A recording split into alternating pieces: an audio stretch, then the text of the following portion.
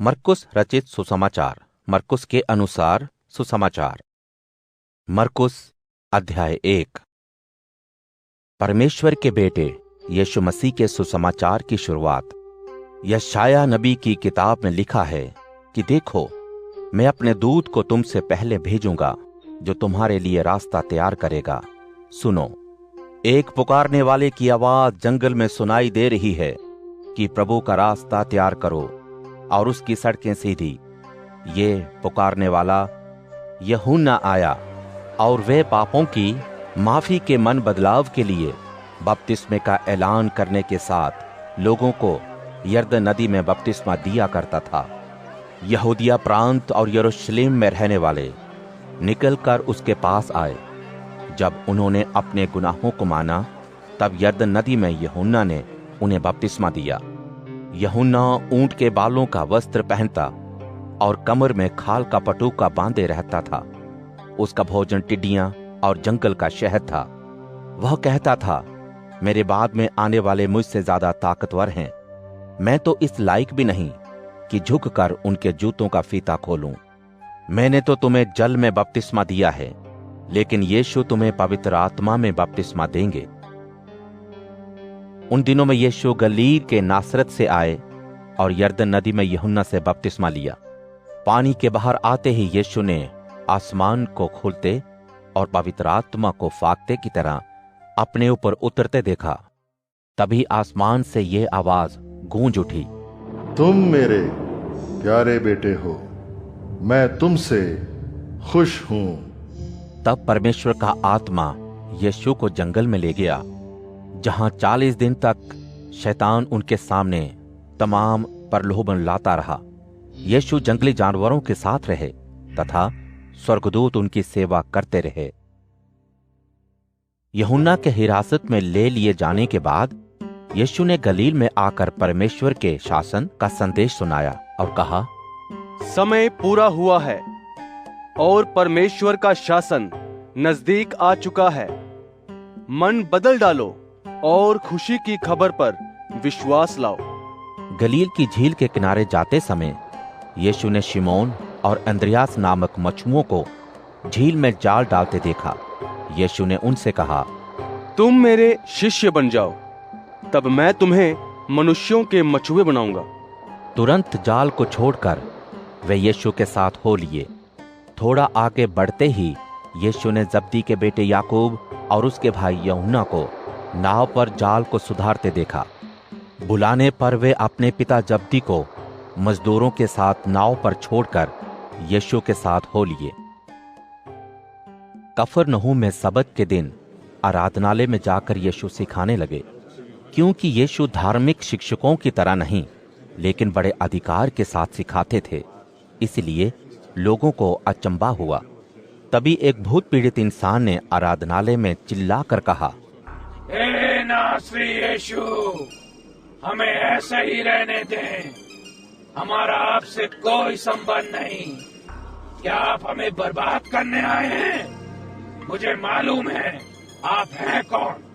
आप तो परमेश्वर के पवित्र जन हैं। यीशु ने डांट कर उससे कहा, खामोश रहे और उसमें से बाहर निकल। तब वे भूत उसकी देह को मरोड़ते हुए उसमें से बाहर निकल गया। ये देख आश्चर्य से भरे लोग आपस में चर्चा करने लगे, ये क्या? ये तो कोई नई शिक्षा है। यीशु अधिकार के साथ भूतों को हुक्म देते हैं और भूत उनका हुक्म मानते हैं।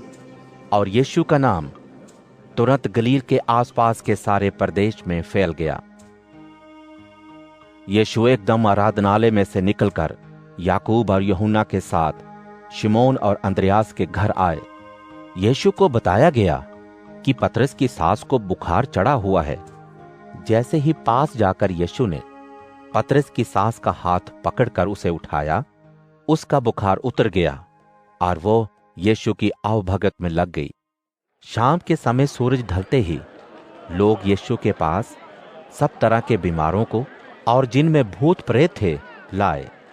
दरवाजे पर ही सारे नगर के लोग आ गए। यीशु ने तरह तरह की बीमारियों से दुखी बहुत से लोगों को ठीक कर दिया और बहुत से भूतों को निकाला। इसलिए कि भूत यीशु मसीह को जानते थे। यीशु ने उन्हें खामोश कर दिया। दिन निकलने से बहुत पहले यीशु उठे और जंगल में जाकर प्रार्थना करने लगे। तब शिमोन और उसके साथी यीशु को ढूंढने निकल पड़े। यीशु को पा लेने पर वे बोले, सब लोग आपको ढूंढ रहे हैं। यीशु ने कहा, आओ हम सब आसपास की दूसरी बस्तियों में जाकर लोगों को सुसमाचार सुनाएं, क्योंकि यही मेरा काम है।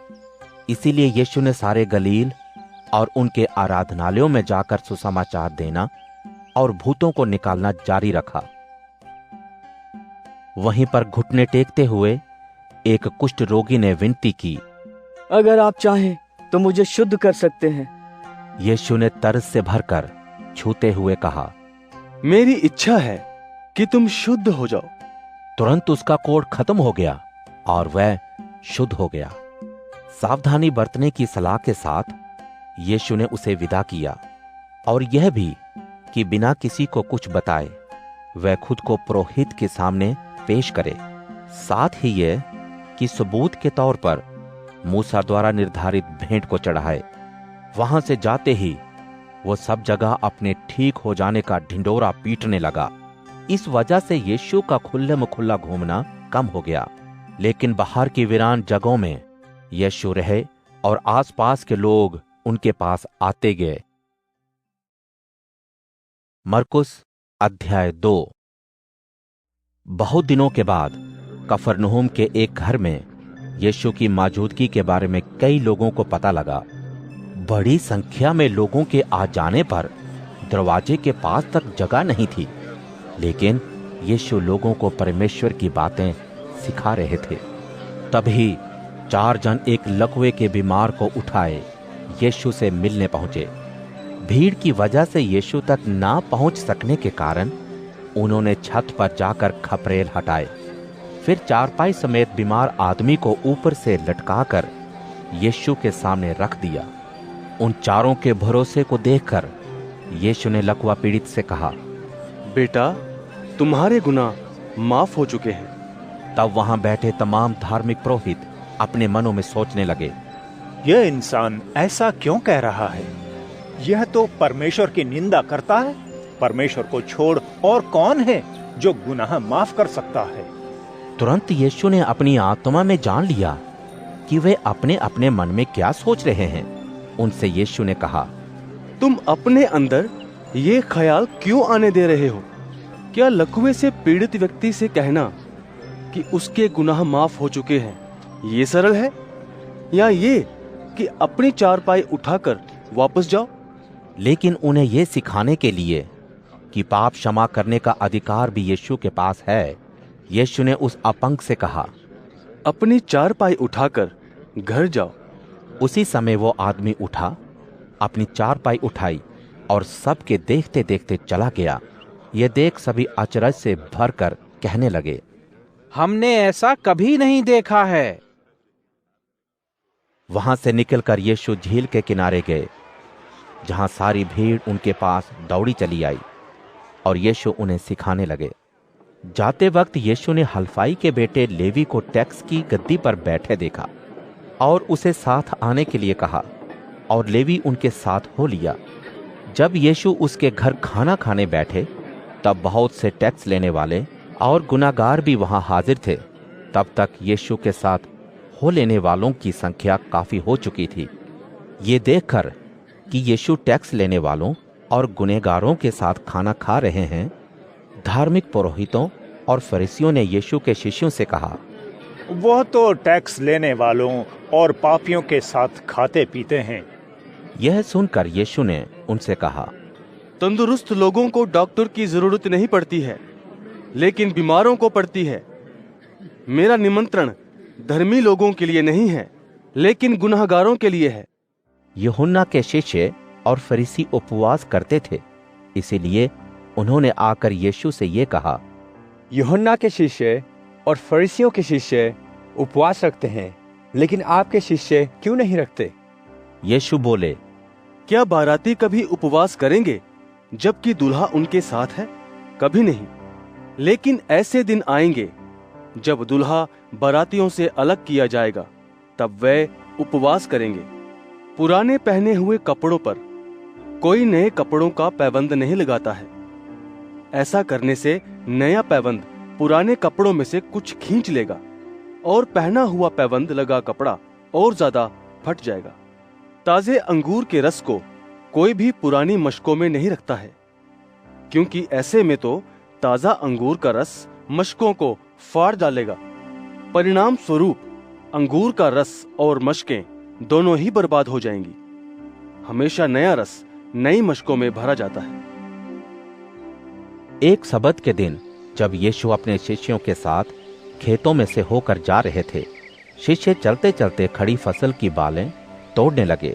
फरीसियों ने कहा, देखिए, सबत में जो करना जायज नहीं है, ये लोग वही कर रहे हैं। यीशु ने उनसे कहा, क्या तुम्हें मालूम नहीं कि जरूरत के समय जब दाऊद और उसके साथी भूखे हुए थे तो उन्होंने क्या किया था? भेंट की रोटी पुरोहित के अलावा किसी और को खाने की इजाजत नहीं थी।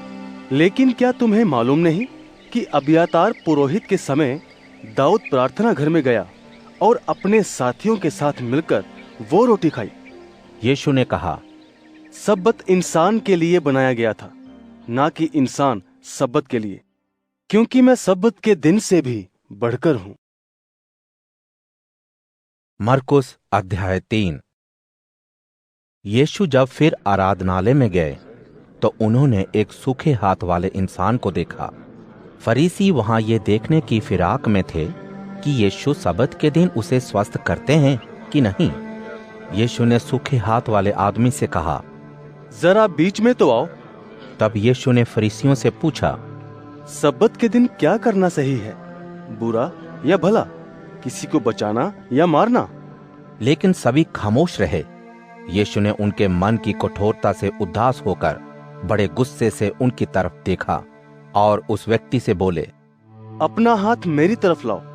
ज्यों ही उसने ऐसा किया, वो अच्छा हो गया। तब फरीसी एकदम बाहर जाकर हेरोदियों के साथ मिलकर सलाह मशवरा करने लगे कि यीशु को कैसे मार डालें। इसके बाद अपने शिष्यों के साथ यीशु झील की तरफ चल दिए और गलील से एक बड़ी भीड़ उनके साथ हो ली। यह सुनकर कि यीशु कैसे अजीब काम करते हैं, यहूदिया, यरूशलेम, इदूमिया, यरदन के पार से और सूर सैदा के आसपास से एक बड़ी भीड़ उनके पास आई। यीशु ने अपने शिष्यों से कहा, भीड़ की वजह से एक छोटी नाव मेरे लिए तैयार रखो, ताकि लोग मुझे दबा ना सकें। इसलिए कि यीशु ने लोगों की बीमारियां दूर की थीं। बीमार और पीड़ित लोग यीशु को छूने के लिए गिरे पड़ते थे। गंदी आत्माएं यीशु को देखकर गिर पड़ती थीं और चिल्लाकर कहती थीं कि यीशु परमेश्वर हैं। यीशु ने बार बार लोगों को सावधान किया कि वे उनके बारे में ज्यादा सूचना न दें। इसके बाद यीशु पहाड़ पर गए, जहां बुलाने पर वे सब आए जिन्हें वे चाहते थे। तब यीशु ने खुशी की खबर सुनाने के लिए भेजे जाने वाले लोगों को चुना, ताकि वह उनके साथ रहें। यह भी कि उन्हें भूतों को निकालने का अधिकार हो।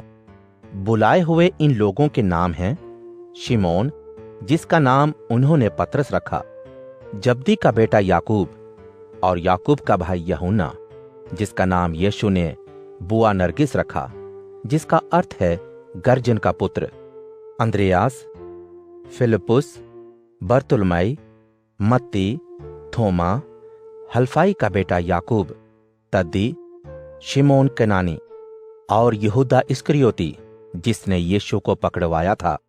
जब यीशु घर में आए तो वहां इकट्ठी बड़ी भीड़ के कारण खाना ना खा सके। जब यीशु के घर वालों ने यह सुना तो वे उन्हें पकड़ने के लिए निकले, क्योंकि उनको लगा कि यीशु का दिमाग खराब हो गया है। यरूशलेम से आए हुए धार्मिक पुरोहितों का यह कहना था कि यीशु में शैतान है और वह भूतों के स्वामी की मदद से उन्हें निकालता है। इसलिए यीशु ने उन्हें पास बुलाकर उदाहरण देकर बताया कि शैतान भूतों को नहीं निकाल सकता है। उदाहरण ये थे, अगर किसी देश में एकता खत्म हो जाए तो वह कैसे स्थिर रह सकेगा? अगर किसी घर में फूट पड़ जाए तो वह घर कैसे बना रह सकेगा? इसलिए अगर शैतान अपना ही विरोधी होकर अपने में फूट डाले तो बना ही नहीं रह सकेगा, लेकिन उसका अंत आ पहुंचा है। कोई इंसान किसी के घर में घुसकर उसका सामान नहीं लूट सकता जब तक कि वह पहले उस ताकतवर को बांध न ले, तभी वह उसके घर को लूट सकेगा। मैं तुमसे सच सच कहता हूं कि लोगों के सभी अपराध और निंदा के शब्दों को माफ किया जाएगा, लेकिन जो कोई पवित्र आत्मा के खिलाफ कुछ कहे वह कभी भी माफ नहीं किया जाएगा, लेकिन वह हमेशा के गुनाह का मुजरिम ठहरेगा। यीशु ने ऐसा इसलिए कहा क्योंकि वे कहा करते थे कि यीशु में गंदी आत्मा है। तब यीशु की मां और भाइयों ने आकर बाहर ही से उन्हें बुलाया। आसपास में बैठे लोगों ने यीशु से कहा, देखिए, आपकी माँ जी और भाई ढूंढते ढूंढते बाहर आ पहुंचे हैं। यीशु ने पूछा, मेरी माँ और मेरे भाई कौन हैं? यीशु ने अपनी दृष्टि अपने आसपास बैठे लोगों पर दौड़ाते हुए कहा, देखो, मेरी माँ और भाई यही हैं। इसलिए कि जो व्यक्ति परमेश्वर की बातों के अनुसार करता है वही मेरा भाई, बहन और माँ है। मरकुस अध्याय 4। झील के किनारे यीशु मसीह के सिखाते समय एक बड़ी भीड़ आ इकट्ठी हुई थी, इसलिए यीशु को एक नाव पर बैठना पड़ा, जबकि भीड़ झील के किनारे खड़ी रही। दृष्टांत देकर यीशु सिखाया करते थे। उनमें से एक ऐसा था, एक किसान बीज बोने निकला। बोते समय कुछ बीज रास्ते के किनारे गिर गए और पक्षियों ने आकर उन्हें चुग लिया। कुछ बीज पथरीली जमीन पर गिरे, जहां उनको गहरी मिट्टी ना मिलने पर भी जल्दी उग आए, पर सूरज निकलते ही जड़ ना पकड़ने की वजह से वो सूख गए। कुछ बीज झाड़ियों में गिरे और झाड़ियों ने बढ़कर उन्हें दबा लिया, इसलिए बीज कुछ भी फल ना ला सके। लेकिन कुछ बीज अच्छी जमीन पर गिरे, वे उगकर फलवंत हुए। कोई बीज 30 गुना, कोई 60 गुना और कोई 100 गुना फल लाया। तब यीशु ने कहा, जो मेरी बातों को सुनकर उचित कदम उठाए उसके लिए ये फायदेमंद है। यीशु के अकेले हो जाने पर उनके साथियों और उन 12 ने यीशु से इन दृष्टांतों के बारे में पूछा। यीशु ने उनसे कहा, तुम लोगों को परमेश्वर के राज्य के रहस्य की समझ दी गई है, लेकिन बाहर वालों के लिए सब बातें दृष्टांतों में होती हैं। वे देखते तो रहेंगे लेकिन समझ नहीं पाएंगे, सुनेंगे लेकिन समझ नहीं सकेंगे, इसलिए उनका मन बदलाव न होने की वजह से उनके गुनाह माफ नहीं हो सकेंगे। फिर यीशु ने उनसे कहा, क्या तुम इस दृष्टांत का मतलब नहीं समझे? तो फिर और दूसरे दृष्टांतों को कैसे समझोगे? जो बोने का काम करता है वो वचन बोता है जो रास्ते के किनारे के हैं। ये वे लोग हैं कि जब उन्होंने सुना तो शैतान तुरंत आकर जो कुछ सिखाया गया है उठा ले जाता है। वैसे ही जो पथरीली जमीन पर बोए जाते हैं, ये वे लोग हैं जो सिखाई गई बातों को सुनकर तुरंत खुशी से अपना लेते हैं, लेकिन अपने अंदर मजबूत ना होने से थोड़े दिनों के लिए रहते हैं। इसके बाद अपनाई जाने वाली यीशु की शिक्षा के कारण से जब उन पर दुख या परेशानी आती है तो वे पीछे हट जाते हैं।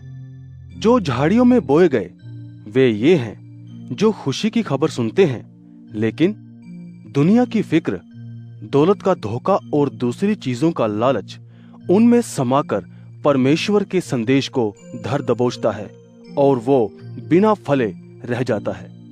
जो बीज अच्छी जमीन में बोए गए, ये वे हैं जो खुशी की खबर सुनकर अपनाते और उत्पादन भी करते हैं, कुछ 30 गुना, कुछ 60 गुना और कुछ 100 गुना। यीशु ने उनसे कहा, क्या दीपक को इसलिए लाया जाता है कि बर्तन के भीतर या चारपाई के नीचे रखा जाए? क्योंकि कोई चीज छिपी नहीं जो सामने नहीं आएगी, ना ही ऐसी कोई चीज गुप्त में है जो प्रकट नहीं होगी। अगर कोई मेरी बातों पर ध्यान देना चाहता है तो दे। फिर यीशु ने उनसे कहा, जो कुछ सुना करते हो उसके बारे में सावधानी बरतो। जिस नाप से तुम दूसरों के लिए नापा करते हो उसी नाप से तुम्हारे लिए नापा भी जाएगा, और जो अधिक सुनता है उसको ज्यादा दिया जाएगा। क्योंकि जिस किसी के पास है उसे और मिलेगा, जिसके पास नाम मात्र है उससे वो भी ले लिया जाएगा। फिर यीशु ने कहा, परमेश्वर का राज्य ऐसा ही है जैसे कोई आदमी जमीन में बीज डाले, रात को सोए और दिन को जागे, और वो बीज कैसे उगे और बढ़े कि वो ना जाने। मिट्टी में छिपी ताकत ही से कोई बीज अंकुर, बाल और फिर बालों में दाने को तैयार करती है। दाने पक जाने पर किसान कटने के लिए हंसिया इस्तेमाल करता है।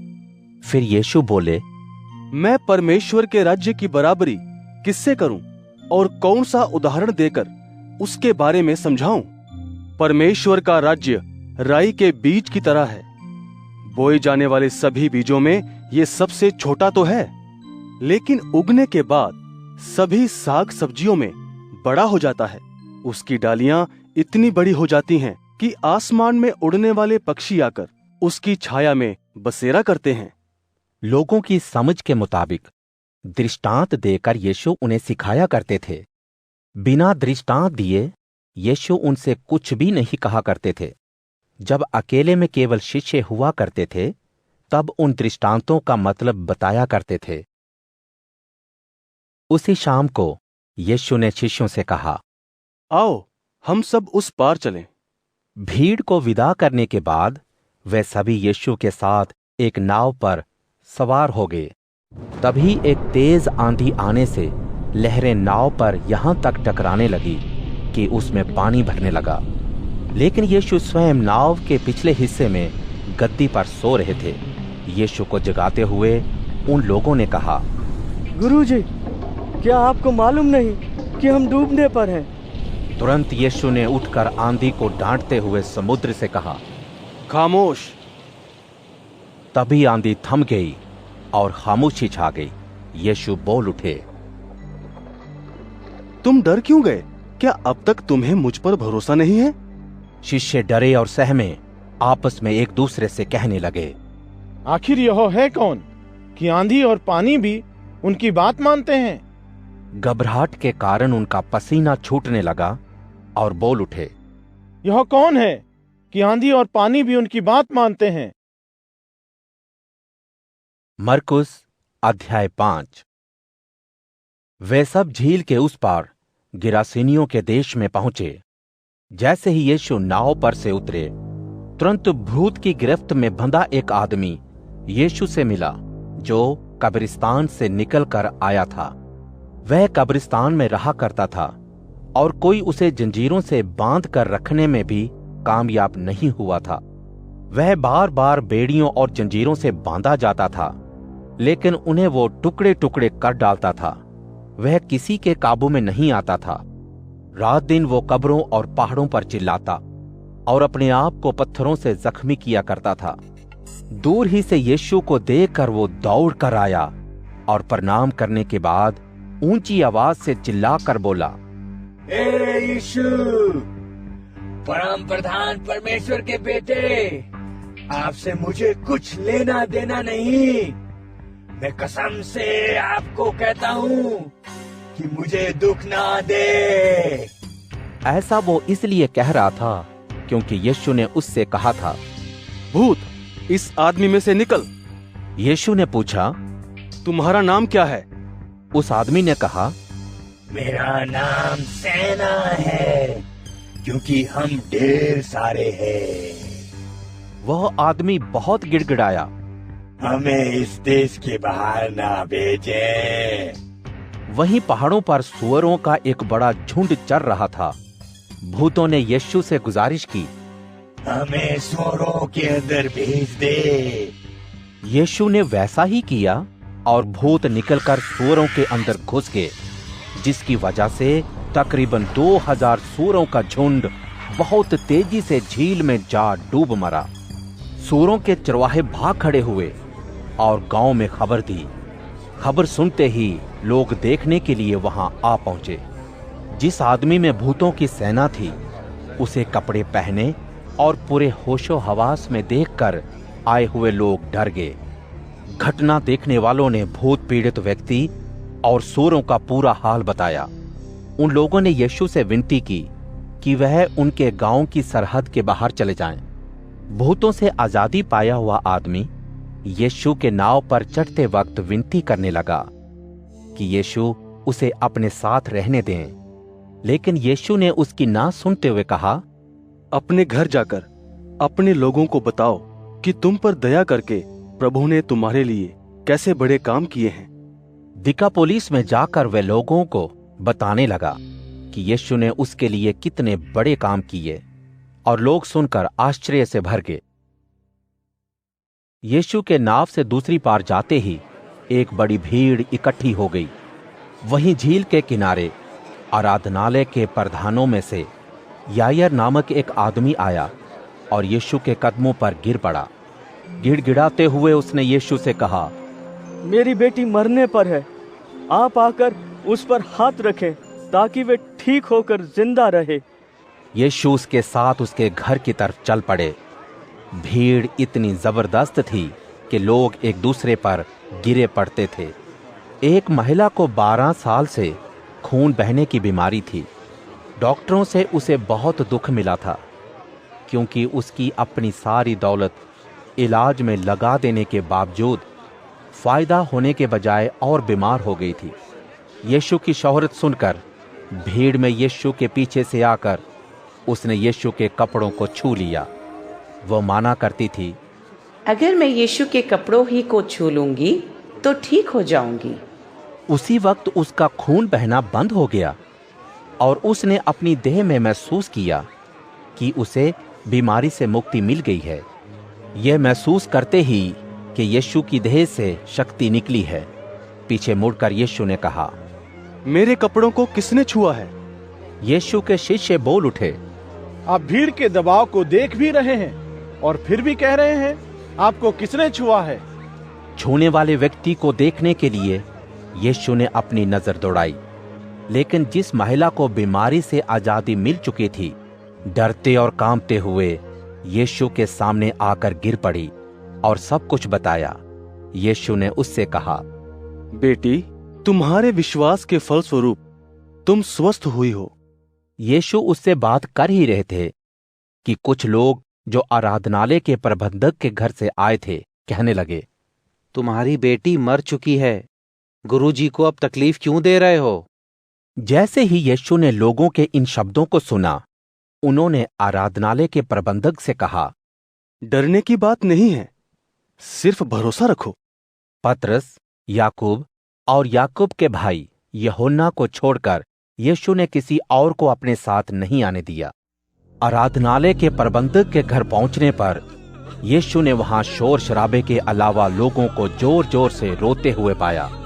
अंदर आते ही यीशु ने उनसे कहा, ये सब रोना धोना क्यों मचा रखा है? बच्ची मरी नहीं है, वो तो सो रही है। वहां इकट्ठे लोग यीशु की इस बात पर हंस पड़े, लेकिन जब यीशु ने सभी को बाहर कर दिया, बच्ची के माता पिता और अपने साथियों समेत उस जगह पहुंचे जहां वो लेटी हुई थी। बच्ची का हाथ पकड़ते हुए यीशु ने उसे उठ जाने को कहा। तुरंत वो बेटी उठी और चलने फिरने लगी। वहां मौजूद सभी लोग आश्चर्य से भर गए। यीशु ने उन्हें सख्ती से कहा कि इस घटना के बारे में कोई न जानने पाए, ये भी कि इस लड़की को खाने के लिए कुछ दिया जाए।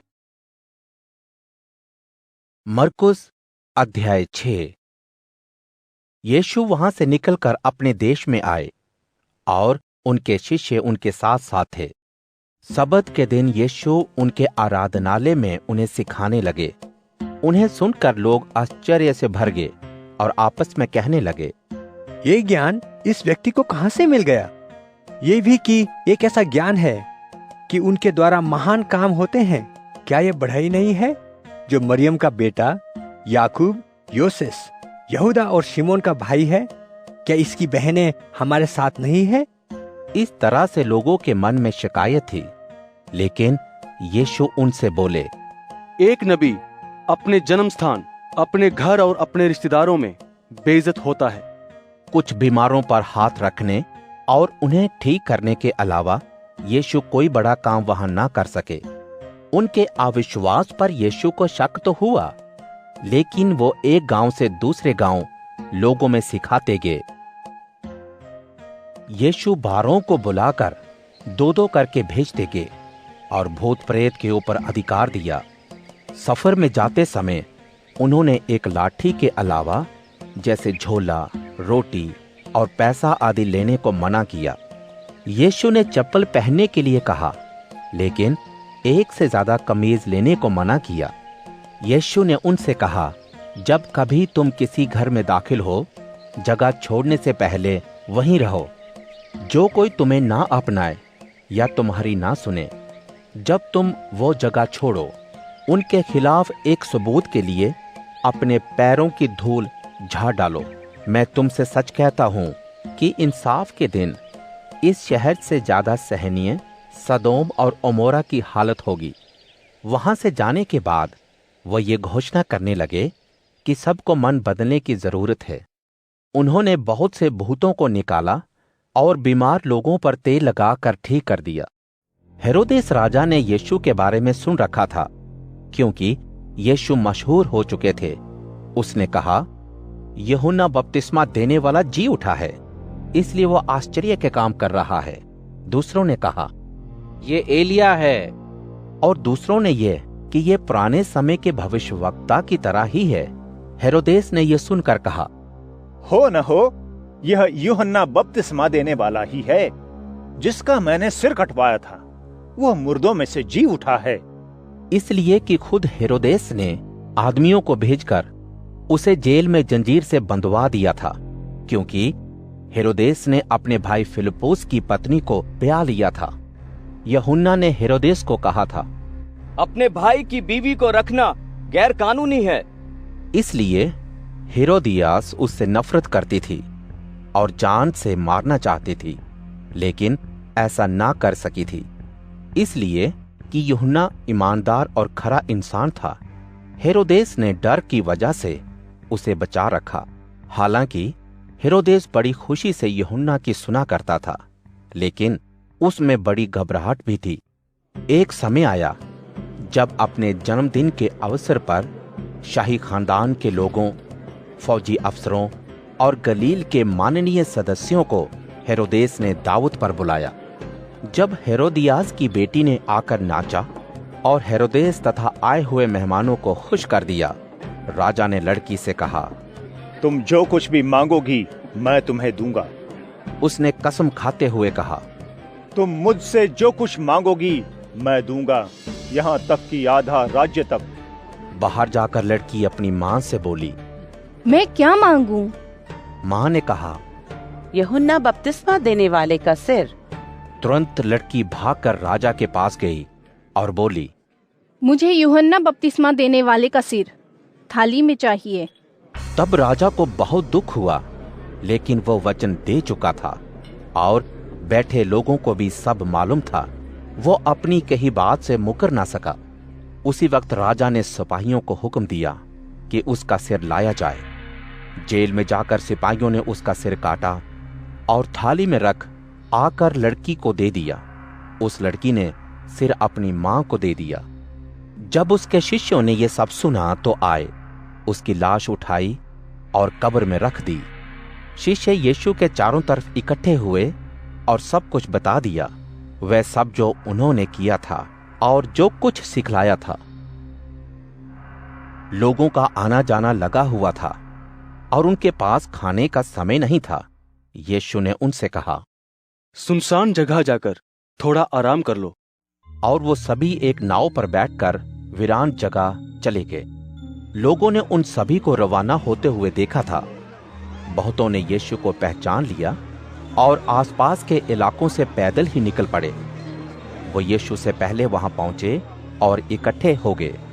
नाव से उतरते ही यीशु ने एक बड़ी भीड़ को देखा। यीशु उन्हें देखकर तरस से भर गए, क्योंकि वे ऐसी भेड़ों की तरह थे जिनका कोई चरवाहा नहीं था। यीशु उन्हें सिखाने लगे।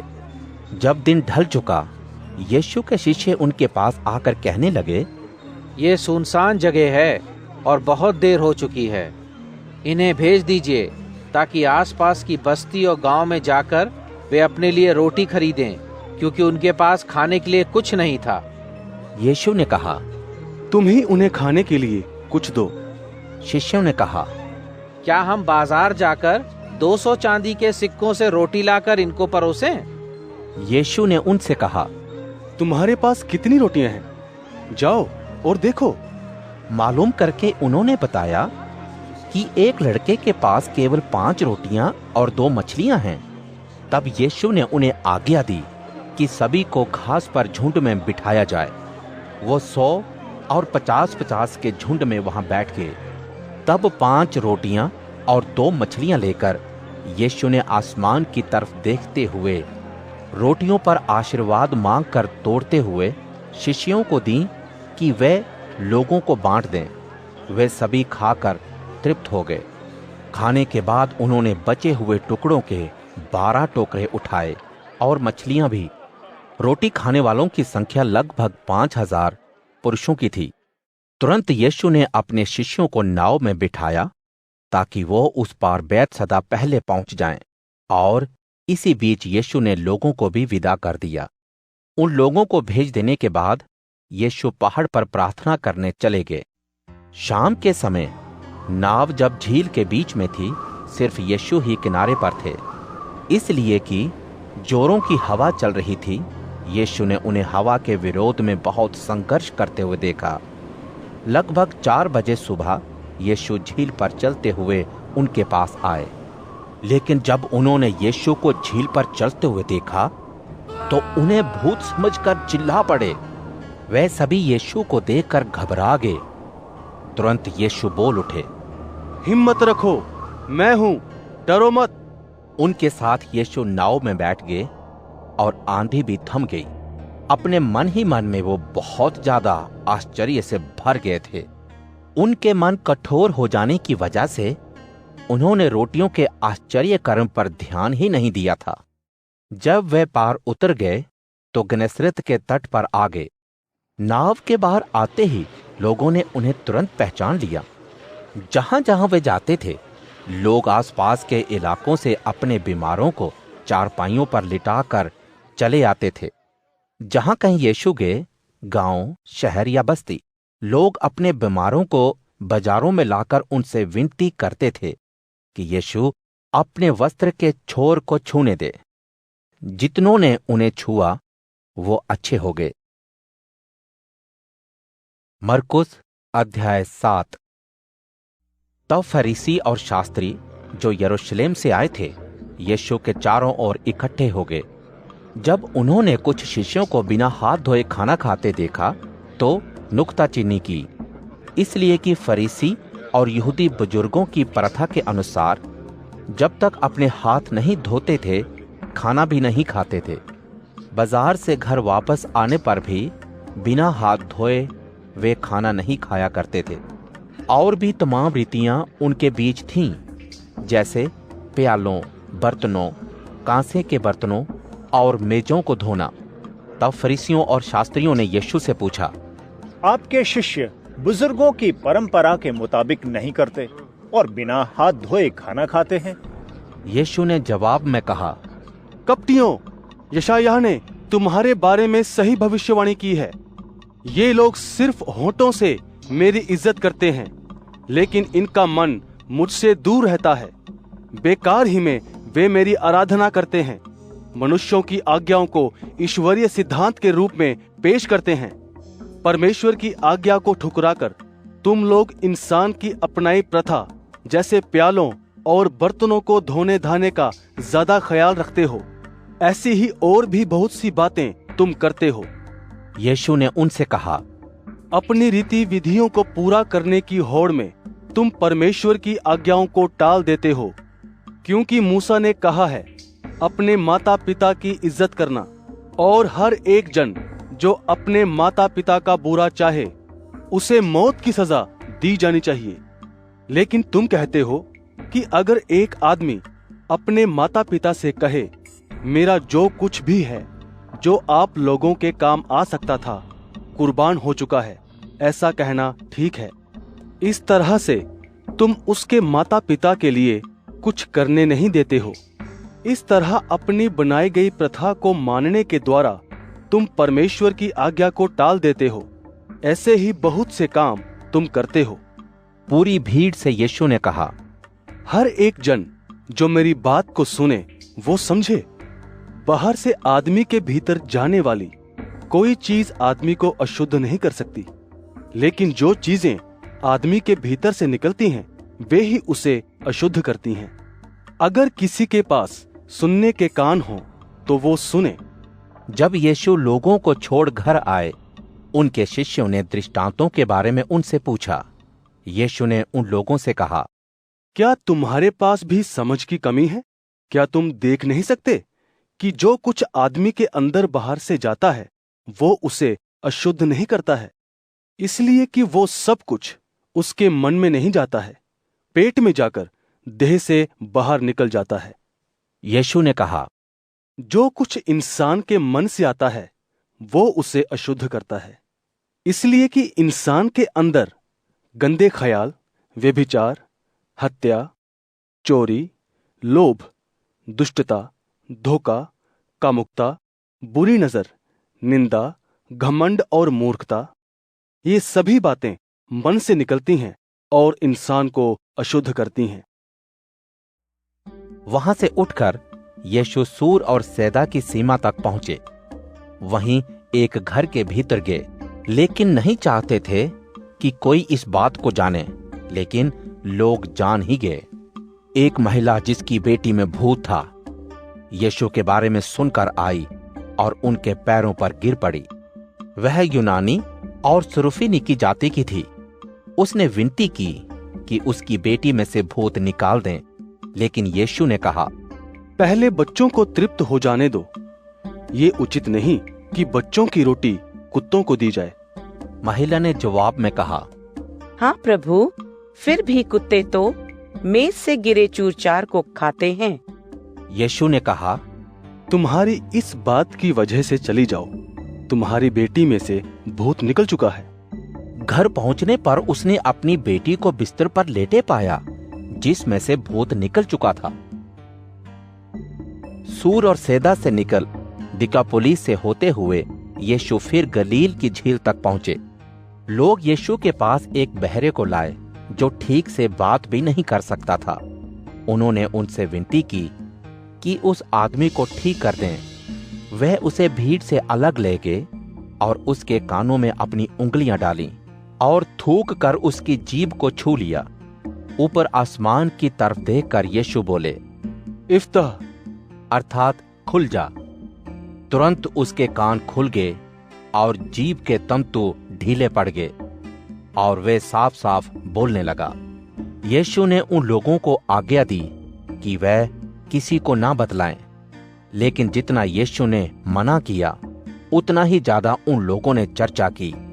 उनके आश्चर्य की सीमा न रही और वे कह उठे, यीशु सब कुछ ठीक कर देते हैं, यहाँ तक कि बहरे सुनने और गूंगे बोलने लगे हैं। मरकुस अध्याय 8। अब तक भीड़ बढ़ चुकी थी और उनके खाने के लिए कुछ नहीं था। तभी यीशु ने अपने शिष्यों को बुलाकर कहा, इसलिए कि लोग मेरे साथ 3 दिन से हैं और इनके पास खाने के लिए कुछ नहीं है। मुझे इन पर बड़ी दया आ रही है।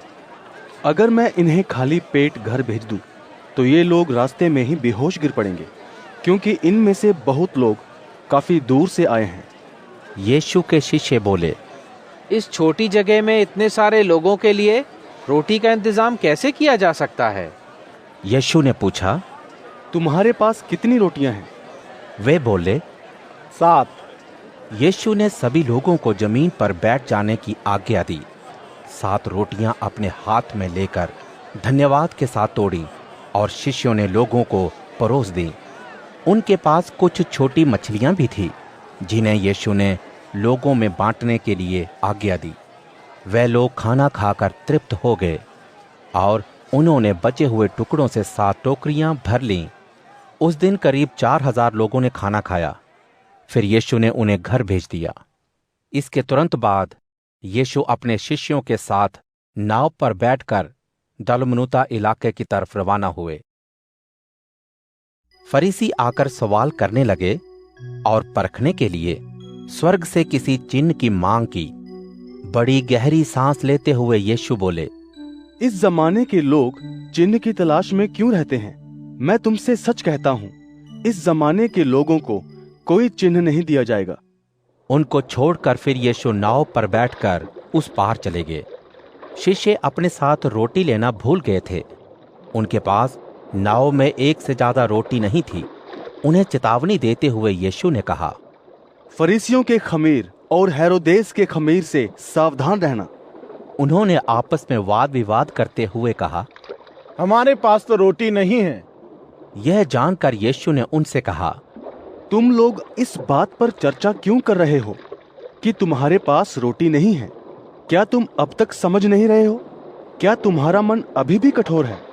तुम्हारे आंखें हैं, क्या तुम देख नहीं सकते हो? और तुम्हारे पास कान हैं, क्या सुन नहीं पाते हो? क्या तुम्हें याद नहीं है, मैंने जब 5000 के लिए 5 रोटियां तोड़ी, तुमने टुकड़ों के कितने टोकरे उठाए थे? उन्होंने कहा, 12। और जब मैंने 4000 के लिए 7 रोटियां तोड़ी थी, तब तुमने रोटियों के टुकड़ों के कितने टोकरे उठाए थे? वह बोले, 7। यीशु ने उनसे कहा, क्या बात है कि तुम कुछ भी नहीं समझते हो? जब यीशु बैतसैदा पहुंचे, एक अंधे व्यक्ति को वो उनके पास लाए ताकि यीशु उसे छुए। यीशु उसका हाथ पकड़कर शहर के बाहर ले गए। उसकी आंखों में थूकर हाथ रखने के बाद पूछा कि उसे कुछ दिखाई दे रहा है या नहीं। उस आदमी ने ऊपर देखकर कहा, मुझे लोग चलते हुए दिख रहे हैं, लेकिन जैसे कि पेड़ चल रहे हों। जब यीशु ने दोबारा उसकी आंखों में हाथ रखकर ऊपर देखने को कहा, तो वह साफ साफ देखने लगा। यीशु ने उसे घर वापस लौट जाने के साथ साथ ये कहा कि वह ना तो शहर को जाए और ना ही वहां किसी व्यक्ति को बताए। यीशु और उनके शिष्य जब कैसरिया फिलिप्पी नगर को जा रहे थे, रास्ते में शिष्यों से उन्होंने एक प्रश्न किया, मेरे बारे में लोगों का क्या ख्याल है? उन्होंने उत्तर में कहा, कुछ कहते हैं कि आप यूहन्ना बपतिस्मा देने वाले हैं, कुछ एलिया और दूसरे भविष्यवक्ताओं में से एक। यीशु बोले, तुम मुझे क्या कहते हो? पतरस ने कहा, आप मसीह हैं। यीशु ने उन्हें यह किसी और को बताने के लिए मना किया। यीशु उन्हें सिखाने लगे कि मनुष्य का पुत्र सताए जाने के साथ बुजुर्गों, प्रधान पुरोहितों और शास्त्रियों द्वारा मार डाला जाएगा, लेकिन तीसरे दिन जी उठेगा। ये बात यीशु खुल्लम खुल्ला कहा करते थे। ये सुन पतरस यीशु को अलग ले जाकर डांटने डपटने लगा। यीशु ने मुड़कर अपने शिष्यों को देखते हुए पतरस को डांटते हुए कहा, दूर हटो शैतान, तुम परमेश्वर की नहीं लेकिन इंसानों की बात पर मन लगा रहे हो। यीशु ने अपने शिष्यों के साथ लोगों को भी बुलाया। उनसे कहा, जो मुझे अपनाना चाहता है उसे चाहिए कि अपनी खुदी का इनकार करे, अपनी सूली उठाए और मेरी सुनकर जीना शुरू कर दे। इसलिए कि जो कोई अपने जीवन को बचाना चाहता है वो उसे खो देगा, लेकिन जो मेरे और मेरे सुसमाचार के लिए अपना जीवन बिता देना चाहता है वो उसे बचाएगा। क्योंकि एक इंसान यदि सारी दुनिया को हासिल करे लेकिन अपनी आत्मा को खो दे तो क्या फायदा? इंसान अपनी आत्मा के बदले में क्या देगा? इसलिए जो कोई इस व्यभिचारी और दुष्ट पीढ़ी से मुझसे शर्माएगा, मनुष्य का पुत्र जब अपने पिता की महिमा और पवित्र स्वर्गदूतों के साथ आएगा उससे शर्माएगा। मरकुस अध्याय 9। यीशु ने उन लोगों से कहा, मैं सच कहता हूं कि जो यहां खड़े हैं उनमें से कुछ मौत को तब तक नहीं चखेंगे जब तक कि वे परमेश्वर के राज्य को शक्ति के साथ आते हुए देख ना लेंगे। 6 दिन के बाद यीशु पतरस, याकूब और यूहन्ना को एक ऊंचे पहाड़ पर ले गए। वहां उनके देखते देखते उनका रूप बदल गया। उनके कपड़े बर्फ की तरह सफेद और इतने चमकने लगे जितना पृथ्वी पर कोई भी धोबी सफेदी नहीं ला सकता था। वहीं एलिया और मूसा भी प्रकट हुए और वे यीशु से बातें कर रहे थे। पतरस तुरंत बोल उठा, गुरुजी, हमारे लिए यहाँ रहना अच्छा है। हम 3 मंडप बनाएंगे, एक आपके लिए, एक मूसा के लिए और एक एलिया के लिए। वह सभी इतना डर गए थे कि पतरस बौखलाकर कुछ भी बोल बैठा। एक बादल ने आकर छाया से उन्हें ढांक लिया। बादल ही में से एक आवाज आई कि ये मेरा प्यारा बेटा है, इसी की सुनो।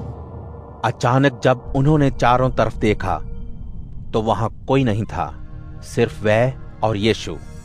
जैसे ही वे पहाड़ से नीचे उतरे, यीशु ने उस अनुभव को दूसरों से बताने की तब तक मनाही की जब तक कि वह मरे हुओं में से जी ना उठें। जी उठना क्या है, इस पर वाद विवाद तो उन्होंने किया, लेकिन इस विषय पर चुप्पी साध ली।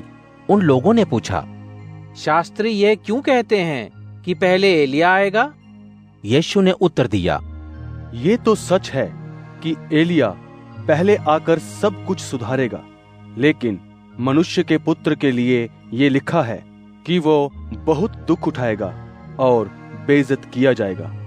लेकिन मैं तुम्हें बताता हूं कि एलिया आ चुका है और उन्होंने उसके साथ वो सब किया जैसा उन्होंने चाहा और जैसा उसके बारे में लिखा भी है। जब यीशु शिष्यों के साथ वापस आए, उन्होंने अपने चारों तरफ एक बड़ी भीड़ देखी और शास्त्रियों ने यीशु से सवाल जवाब किए। यीशु को देखते ही लोगों को आश्चर्य हुआ और दौड़े आए और प्रणाम किया। यीशु ने शास्त्रियों से पूछा, तुम उनसे क्या पूछ रहे हो? भीड़ में से एक ने उत्तर दिया, गुरुजी, मैं अपने बेटे को आपके पास लाया था। उसके अंदर एक गूंगी आत्मा है। जब कभी वो उस पर सवार होती है, उसे पटक देती है। उसके मुंह में फैन भर आता है और वो अपने दांत पीसता है। वो दिन ब दिन कमजोर होता जा रहा है। मैंने आपके शिष्यों से विनती की थी, लेकिन वे उसे निकाल नहीं पाए। यीशु बोल उठे, हे अविश्वासी पीढ़ी, मैं कब तक तुम्हारे साथ रहूंगा? कब तक तुम्हारी सहूंगा? उसे मेरे पास लाओ। वह उसे यीशु के पास लाए। जब उस गंदी आत्मा ने उसे देखा, तुरंत लड़के को दौरा पड़ा और वह जमीन पर गिर गया और मुंह में फैन लाते हुए लौटने लगा। यीशु ने उसके पिता से पूछा, इसकी हालत ऐसी कब से है? वह बोला, बचपन से। अक्सर इसने उसे पानी तथा आग में धकेलकर मार डालने की कोशिश की है।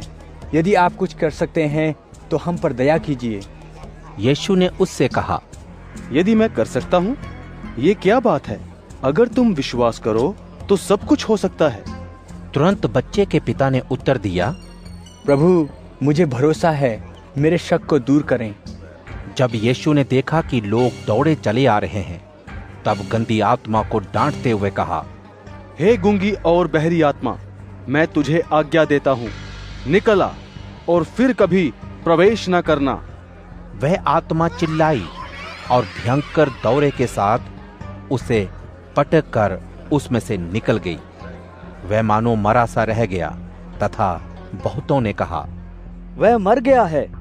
लेकिन यीशु ने उसे अपने हाथ से पकड़कर उसके पैरों पर उसे खड़ा किया तो वह खड़ा हो गया। घर आने पर शिष्यों ने अकेले में उनसे पूछा, हम उसे क्यों नहीं निकाल सके? यीशु ने कहा, इस तरह की आत्मा बिना प्रार्थना और उपवास बाहर नहीं निकलती है। वहां से निकलकर वह गलील से होकर गुजरे। यीशु ने नहीं चाहा कि वहां कोई यह बात जाने। लोगों को सिखाते हुए यीशु ने कहा, मनुष्य का पुत्र लोगों के हाथ पकड़वाया जाएगा और वे उसे मार डालेंगे। उसके मारे जाने के बाद वो तीसरे दिन जी उठेगा। वह लोग ये बात समझ न सके और पूछने के लिए डरते भी थे। फिर यीशु कफरनहूम पहुंचे। घर में उन्होंने पूछा, तुम आपस में किस बात पर वाद विवाद कर रहे थे? लेकिन वे खामोश रहे, इसलिए कि आपस में वे बहस कर रहे थे कि उनमें बड़ा कौन है। यीशु ने उन 12 को बुलाकर उनसे कहा, यदि कोई व्यक्ति पहला होना चाहे तो उसे आखिरी और सबका नौकर बनना चाहिए। एक बच्चे को सामने लाकर अपनी बाहों में लेकर यीशु ने कहा, जो कोई ऐसे एक बच्चे को मेरे नाम से अपनाता है वो मुझे अपनाता है, और जो कोई मुझे अपनाता है वो मुझे नहीं लेकिन मेरे भेजने वाले को अपनाता है। यूहन्ना ने उत्तर में कहा, गुरुजी, हमने एक व्यक्ति को देखा जो बिना हमारे साथ हुए आपके नाम से भूत निकाल रहा था। इसलिए कि वो हमारे साथ नहीं था, हमने उसे रोकने की कोशिश की। लेकिन यीशु ने कहा, उसे रोको मत, क्योंकि जो व्यक्ति मेरे नाम से आश्चर्य कर्म करता है जल्दी ही मेरे खिलाफ कुछ नहीं कहेगा, क्योंकि जो हमारे विरोध में नहीं हमारी तरफ है। जो कोई मेरे नाम से तुम्हें एक प्याला पानी देता है कि तुम मसीह के हो, मैं तुमसे सच कहता हूं कि वो अपना प्रतिफल नहीं खोएगा। जो कोई इन छोटों में से जो मुझ पर विश्वास करते हैं एक के लिए रुकावट का कारण बनता है, उसके लिए ये अच्छा होता कि उसके गले में चक्की का पाट बांधकर गहरे समुद्र में धकेल दिया गया होता। यदि तुम्हारा हाथ तुम्हारे पतन का कारण बने, उसे काटकर फेंक दो। तुम्हारे लिए ये अच्छा है कि तुम लूले स्वर्ग में जाओ, बजाय इसके कि दोनों हाथों के साथ नरक की पीड़ा को भोगो, जो कभी खत्म नहीं होती है, जहां का कीड़ा मरता नहीं है और पीड़ा खत्म नहीं होती है। यदि तुम्हारा पैर तुम्हारे बुराई में गिर जाने का कारण बने, इसे काटकर फेंक दो। तुम्हारे लिए ये भला है कि तुम लंगड़े जीवन में दाखिल हो, बजाय इसके कि दोनों पैरों के साथ मौत हासिल करो, जहां का कीड़ा नहीं मरता और आग नहीं बुझती। यदि तुम्हारी आंख तुम्हें बुराई में फंसाए, इसे निकालकर फेंक दो। तुम्हारे लिए ये अच्छा है कि बिना एक आंख स्वर्ग जाओ, बजाय इसके कि दोनों आंखों के साथ नरक जाओ। वहां का कीड़ा मरता नहीं है, ना ही वहां की पीड़ा कभी कम होती है। हर एक जन परखा जाएगा और हर एक की कुर्बानी भी। नमक अच्छा है, लेकिन यदि नमक अपना नमकीनपन खो दे तो फिर उसे कैसे नमकीन किया जा सकेगा? अपने आप में नमक रखो और एक दूसरे के साथ मेल से रहो।